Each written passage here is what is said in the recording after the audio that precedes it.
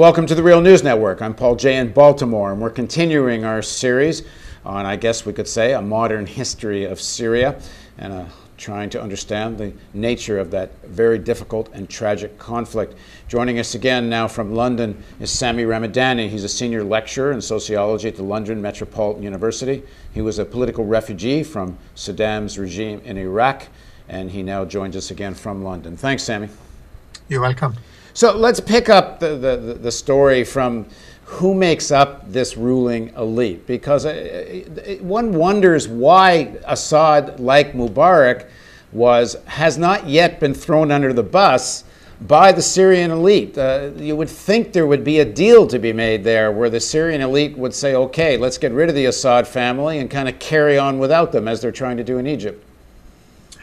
Yes, I think this is a very good question. There are 2 points here.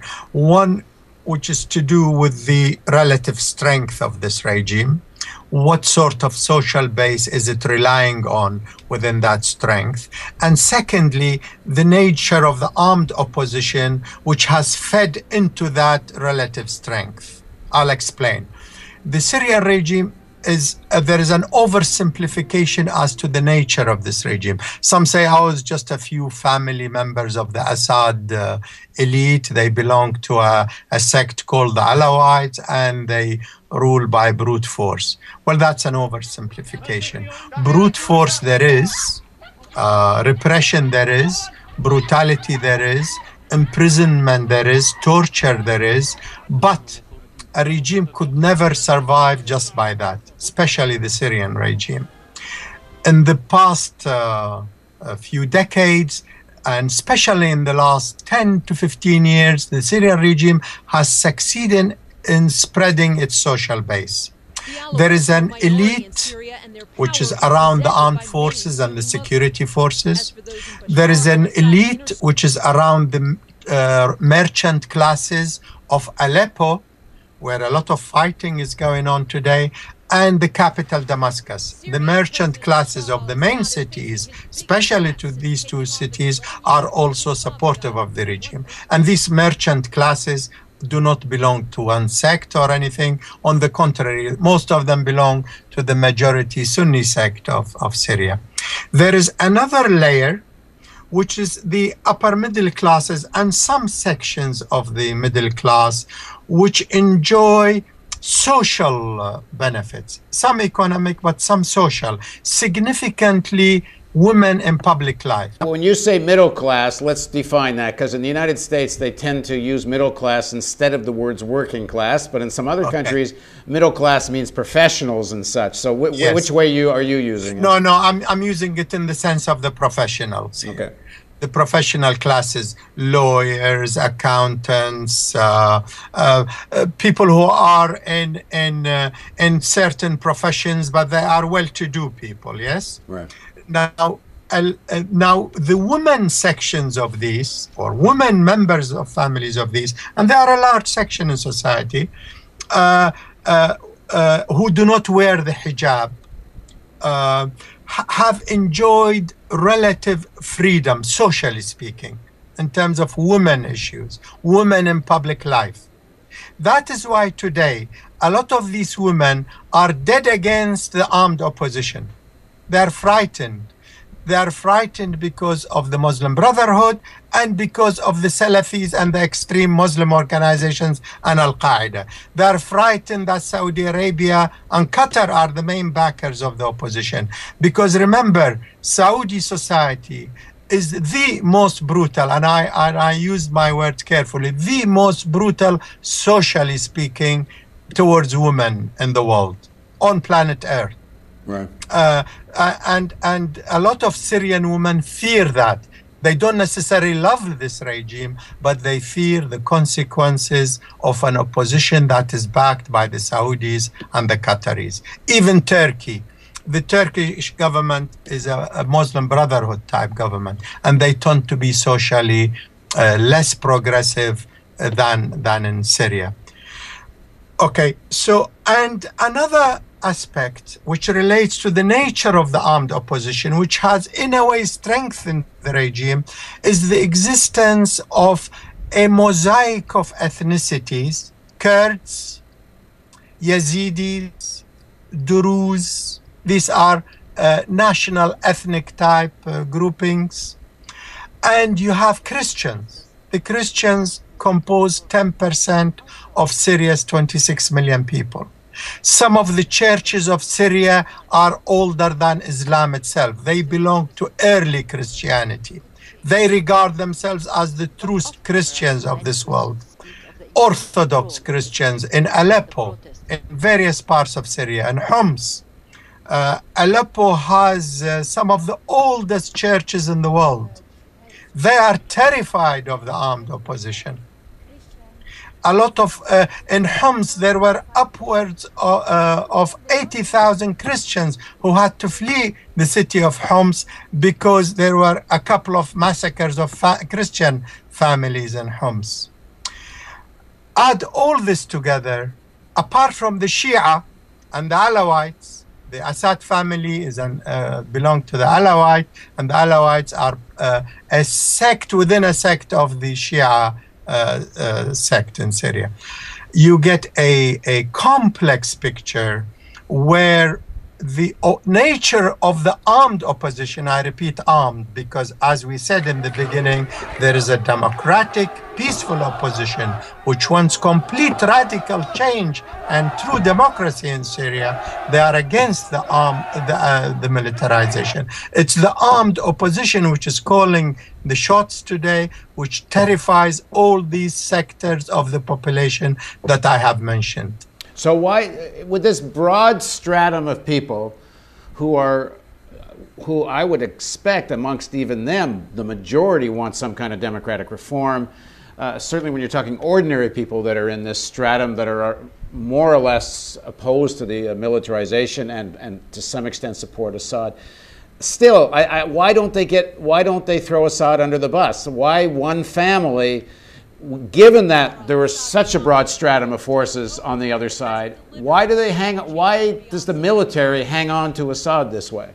Okay, I think if it wasn't for the militarization of the conflict, Assad would have gone long time ago. This is my own assessment of Syria, that once the demonstration started, had it not been for the militarization, I think the Syrian popular uprising would have been even greater than Egypt's. I really do believe that, because of the history of struggle for democracy in Syria, because women wanted more rights, because students wanted more rights, because of the rising unemployment, because of the privatization plans of the regime and so on. This coalition of forces, had the peaceful uprising continued, Assad would have gone. That is my own reading. And the militarization, and I hear maybe some people might accuse me of being a conspiracy theorist. I think militarization of conflicts pushed on by the Saudis, Qataris, and the United States are designed to stop the democratization of these countries. They want to stop genuine democratic forces from taking over and overthrowing these dictatorships. Because then you might end up with a Syria that's outside all of the various spheres. Absolutely, absolutely. Because why would a decent, democratically elected government hand over sovereignty of the people to a foreign power? Okay, we haven't talked in any detail now about Israel's interest in all this. And while they try, I think, on the Syrian issue to have a somewhat of a low profile, there's no way they're not up to their eyeballs in this one way or the other.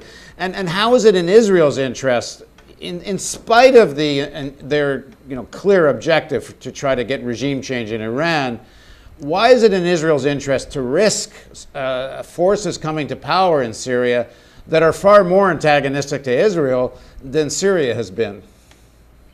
Well, what they are banking is on the Saudis and Qataris controlling the scene, and Turkey. If Turkey, Saudi Arabia, and Qatar succeed in bringing those forces that are paid and armed by them, then we will have a regime that will deal with Israel, that will sell the Lebanese resistance, that will sell out on the Palestinians, that will break definitely links with Iran. So there is a lot at stake. And Israel has thrown, I think, its weight behind that alternative. So they believe the more extreme Islamist forces that are entering the fray are fodder that they can control afterwards. Yes. They might be wrong. Look at what happened in Afghanistan. But I think they are, unfortunately or fortunately, depends on the way you look at it, I think they are not wrong. I think they can control these extremists, because this time the extremists are going in, the Al-Qaeda types are going in with known associations. They know who they are one by one. They came in through Turkey. They came in through Iraq. They came in through areas under US, Turkish, Barzani control. So they think they can control them much better. And also they are arming and financing them through old associations. There was a big banking scandal. The HSBC, Britain's biggest bank. There was a scandal, I think it also made some headlines in the United States, where that bank was uncovered to be dealing with drug cartels and with banks that were financing Al-Qaeda type terrorists in the region. So the funding for these guys is known, the arming is known. Unlike Afghanistan, they think they can control them. Okay, before we end this segment, let's just talk a little bit more about the oppositional forces that are not involved in the Free Syrian Army, what you've been calling the more democratic opposition for peaceful protest. So what is their status now? Because now that it is militarized, there is an armed war going on. Usually in these situations, if you don't have guns, you don't have much to say about it. Unfortunately, that is true. That's why these democratic forces feared militarization and warned against its consequences. I have their literature very early on last year saying, look, if this thing goes military way, the people will suffer. The protest movement will suffer. Foreign intervention, they were predicting it, will start appearing. And true enough, this is what happened. In fact, we saw, just I think in the last couple of days, the new president of France, Hollande, actually called openly for foreign intervention. Yes, he did. He did. And Saudi Arabia and Qatar and so on have been obviously on the record, Turkey as well. But you're right, France became the first power to call for military type intervention. United States is saying we supply some money, and they're also saying we're supplying communication equipment. Well, communication equipment in a war zone is war material. But also the CIA is obviously now, it's on the record now that the CIA is controlling who to arm and who not to arm from within Turkey. So the CIA has taken over control of who to arm and who not to arm through Turkey into Syria. And I think through Lebanon as well. This is my own, although they have not admitted Lebanon yet. I think they're also doing it through the Lebanon. Okay, in the next segment of our interview, we're going to talk about Russia and to some extent China, and more about the geopolitical jigsaw puzzle in all of this. And of course, it's the Syrian people that are caught in the middle of it all. Anyway, join us for the next part of our series of interviews with Sami Ramadani on the Real News Network. And don't forget the donate button, because if you don't click that, we can't do this.